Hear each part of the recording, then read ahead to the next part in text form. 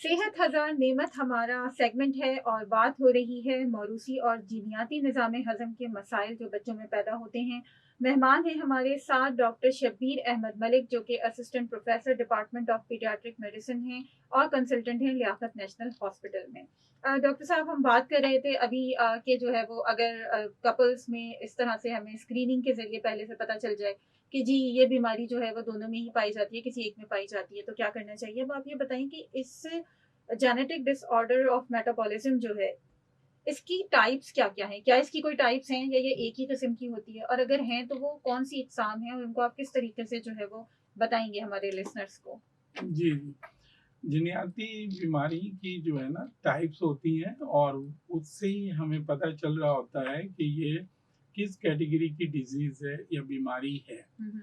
तो उसमें तो एक होता है कि बिल्कुल सिंगल जीन कहते हैं कि जैसे हमारे जिस्म के अंदर हुँ, हुँ। मिलियंस के हिसाब से खलियात पड़े हुए हैं जो सेल्स, सही। तो उनके अंदर उसकी जो अगर हम स्ट्रक्चर में जाएँगे तो उसके बीच में एक न्यूक्लियस होता है, सही। जिसके अंदर क्रोमोसोम्स कहलाते हैं। हुँ, हुँ, उसका हुँ। यानी क्रोमोसोम्स के अंदर हमारी पूरी इंफॉर्मेशन लेके ये चल रहे होते हैं, ठीक सही। है? तो वहाँ पे अगर सिर्फ एक जीन में डिफेक्ट होती है तो हम उसको कहते हैं सिंगल जीन डिफेक्ट है। ठीक है। और फिर सेकंड ये होता है कि कुछ डिजीज ऐसी होती हैं कि जिसमें मल्टीफैक्टोरियल क्रोमोसोम इन्वॉल्व होते हैं, यानी काफी सारे किस्म के होते हैं, तो उसको मल्टीफैक्टोरियल कहते हैं। सही है। थर्ड ये होता है, उसको कहते हैं माइटोकॉन्ड्रियल। ओके। तो वो एक खलियात के अंदर एक ऐसी जगह होती है हुँ, हुँ। जो सेल्स को पूरी कंट्रोल कर रही होती है, उसकी एनर्जी को प्रोवाइड कर दी, उसकी कुव्वत दे रही होती है। तो सही। उसके अंदर खराबी होती है और अनफॉर्चुनेटली बदकिस्मती से ऐसा है कि ये जो माइटोकॉन्ड्रिया है वो सिर्फ फीमेल से ही ट्रांसफर होता है। ओहो! अच्छा, तो अच्छा। ये जो बीमारियां होती हैं तीसरी कैटेगरी की, माइटोकॉन्ड्रियल डिजीज हुँ, हुँ। कहते हैं इसको, या डिसऑर्डर, हुँ, हुँ। तो ये बेसिकली आता ही फीमेल से है। यानी तो माँ से आता है जी, जी, बच्चे में। बिल्कुल माँ से आता है और इसके तदारुक के लिए बहुत कुछ किया जा चुका है। अच्छा। और जो लेटेस्ट किया गया है ट्रिपल मदर बेबी कहलाता है हुँ, हुँ। कि उस मदर के उस चीज़ को, हुँ, जो हुँ। माइटोकॉन्ड्रिया को यूज़ ही नहीं किया जाता है। अच्छा। तो एक डोनर को यूज़ किया जाता है, हुँ, हुँ। लेकिन इम्प्लांट उस मदर में होता है ताकि उसकी लीगलिटीज़ रहे। सही है। तो इसको हम ट्रिपल पेरेंट बेबी भी कहते हैं, अच्छा, जो कि अच्छा। अभी सक्सेसफुल हो चुका है। अच्छा। तो मुमकिन है कि कमिंग फ्यूचर में ये माइटोकॉन्ड्रियल डिजीज़ हमें नज़र नहीं आए। अच्छा। और ये 3 बुनियादी बहुत ही यानी कॉमन डिजीज़ है, हुँ, जिसको कि सिंगल जीन कहते हैं, मल्टीफैक्टोरियल, हुँ, हुँ। एंड जो और तीसरी वाली माइटोकॉन्ड्रियल। ठीक है, तो ये 3 आपने जो है वो इसकी इक़साम बता दी। जी, जी। इसके सिम्पटम्स क्या हैं? हमें कैसे पता लगेगा कि जो है ये बीमारी मौजूद है या इस बीमारी की तरफ जो है वो बच्चा जा रहा है? जी। देखिए, ये बहुत ही चैलेंजिंग होता है एक जो न्यूबॉर्न या नवज़ायदा बच्चे को जो देख रहा होता है डॉक्टर, हुँ, हुँ। उसको न्यूनेटोलॉजिस्ट कहते हैं, तो वो जो देख रहे होते हैं, हुँ, हुँ। बाज़ औक़ात बिल्कुल नॉर्मल बेबी होता है। सही। उसमें कोई खराबी नहीं होती, कुछ नहीं होता है, वो मुमकिन है कि घर भी चला जाए डिस्चार्ज होके। सही है। लेकिन उसकी बैकग्राउंड जो हिस्ट्री होती है ना, वो उसको बहुत ही यानी सपोर्ट या रेड फ्लैग दे रही होती है, अलार्म कर रही होती है कि भई ये थोड़ा-सा खतरे की निशानी है कि इस बच्चे में हो सकता है मौरूसी या अच्छा, जनियाती बीमारी। अच्छा। वो ये है कि फैमिली के अंदर कोई ऐसा बेबी मौजूद हो, हुँ, हुँ।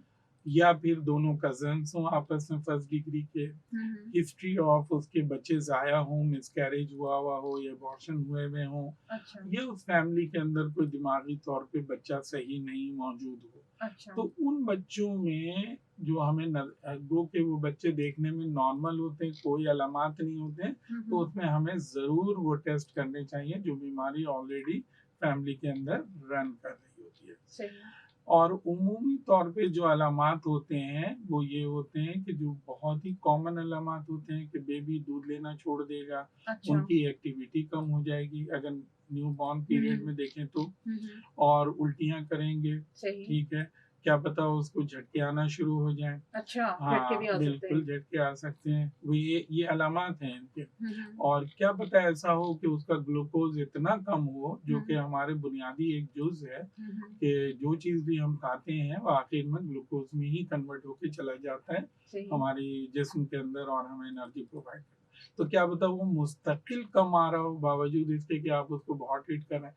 तो सही। ये सारे इसके अलामात होते हैं हुँ, जो हुँ। कि उमूमी तौर पे हमें मिलते हैं न्यूबॉर्न में। सही। लेकिन दूसरा रुख इसका बहुत ही खराब है हुँ, हुँ। कि ये बच्चे बाज़े औक़ात सालों-साल किसी किस्म का कोई अलामात, किसी किस्म की कोई चीज़ नहीं आती, सही। लेकिन जैसे ही इनकी कोई क्राइसिस पीरियड आ गया, जैसे ये बीमार पड़ गए, हुँ, हुँ। अचानक वो बीमारी एकदम वाज़ेह हो जाती है। अच्छा, बिल्कुल। अच्छा। और सेकंड ये होता है कि खुदा न ख़ास्ता उसको कोई सर्जरी के लिए ले जा रहे हैं, उसको एनेस्थीसिया दिया या जो बेहोशी करने के लिए हुँ, या हुँ। दवाइयाँ कुछ इस्तेमाल की, बस उस हुँ। वक़्त पता चला कि अच्छा इसको तो ये बीमारी है, ओहो! क्योंकि उस वक़्त अलामत आना शुरू हो शुरू जाते होते हैं। हैं। सही।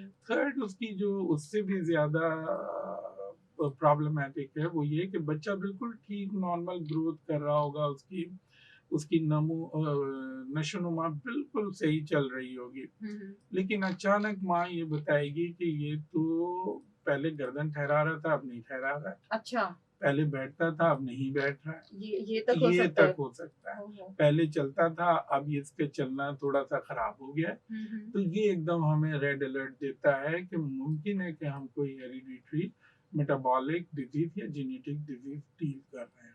अच्छा, चूँकि इसको रिग्रेशन कहते हैं कि कोई जो बच्चे की नशो-नुमा में रिग्रेशन आ गई, यानी रुकावट आ गई या पीछापन आ गया है, सही। कि पीछे चला गया है। हुँ, हुँ। तो जिन बच्चों के अंदर ये जो अलामात हमने उमूमी वाले बताए हैं अगर हों, हुँ। तो पहली फुर्सत में उनको चाहिए कि वो बच्चों के खुसूसी डॉक्टर जो न्यूरोलॉजिस्ट कहलाते हैं, जो दिमाग के डॉक्टर या मेटाबॉलिक के डॉक्टर, हुँ, हुँ। उनको लाकर ज़रूर उसका मुआयना करवा लें। सही।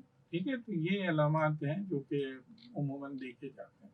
अच्छा डॉक्टर साहब अक्सर बच्चे जो हैं वो कॉलिक भी होते हैं और कुछ बच्चे तो बहुत ही शदीद कॉलिक होते हैं। तो क्या ये भी इसी के सिम्पटम्स में आएगा या ये अलग बीमारी है? जी, ये एक हो सकता है कि जैसे कि किसी को मसलन अगर उसको एक बीमारी है जिसको गैलेक्टोसीमिया कहते हैं, सही। तो ये कार्बोहाइड्रेट गैलेक्टोज़ जो है ना यूटिलाइज़ नहीं होता उसकी वजह से है।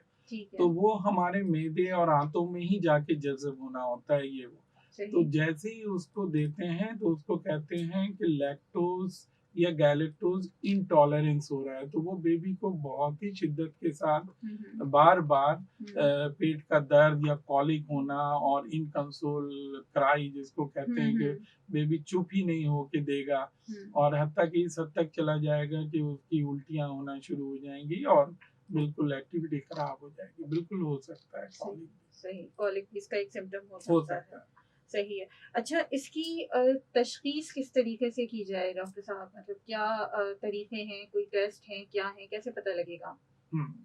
देखिए, ये बहुत ही अहम सवाल है, ख़ास तौर पे उन कंट्रीज़ के लिए जहाँ पे हमारे कज़न मैरेजेज़ या फैमिली मैरेजेज़ बहुत ज़्यादा हैं। हुँ, हुँ। तो हमें तो एक रेड अलर्ट मिल चुका होता है कि इन फैमिलीज़ में बहुत ज़्यादा एहतिमाल है कि ये बच्चों हो सकते हैं। तो अच्छा। उनके लिए स्क्रीनिंग की जाती है पूरी दुनिया में। हुँ। पूरे जैसे कि एक मिसाल हम दे दें आपको कि एंडोक्राइन की डिज़ीज़ है, हुँ, हुँ। जो कि हार्मोन की हाइपोथायराइडिज़्म।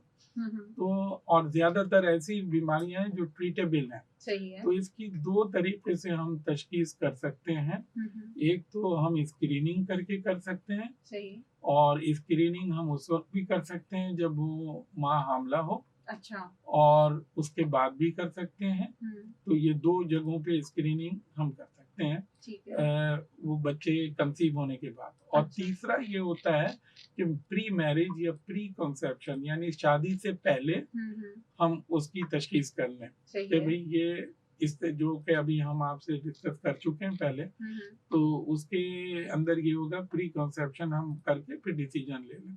तो सही। ये तो हो गया जो प्रिवेंटिव हेल्थ केयर सिस्टम जिनका ममालिक में चल रहे हों, हुँ, यानी जो बीमारियों की रोकथाम जिन कंट्री में पहले की जाती है हुँ, और इलाज को बाद में देखा जाता है, कोशिश करते हैं कि बीमारी ही ना हो। सही। तो बदकिस्मती से हमारा जो हेल्थ केयर सिस्टम है वो क्यूरेटिव के ऊपर है। ठीक है। हम इस साइड पे बहुत कम है, तो इस बिना पे ये फैसिलिटीज़ हमारे यहाँ ना होने के बराबर है अच्छा। और चंद एक जगहों में है हुँ, हुँ। जहाँ पे ये की जा रही है और इसकी जो लागत है या कीमत है बहुत ज़्यादा है इन टेस्ट की। अच्छा। हाँ, और जबकि पूरी दुनिया में ये पब्लिक प्राइवेट पार्टनरशिप पे होती है, हुँ, हुँ, चूँकि ये नेशनल प्रोग्राम होता है, कौमी प्रोग्राम होता है, ये कोई एक इदारा या एक जगह पे हुँ। इसको नहीं किया जा सकता कि इसकी तशख़ीस की जा सके।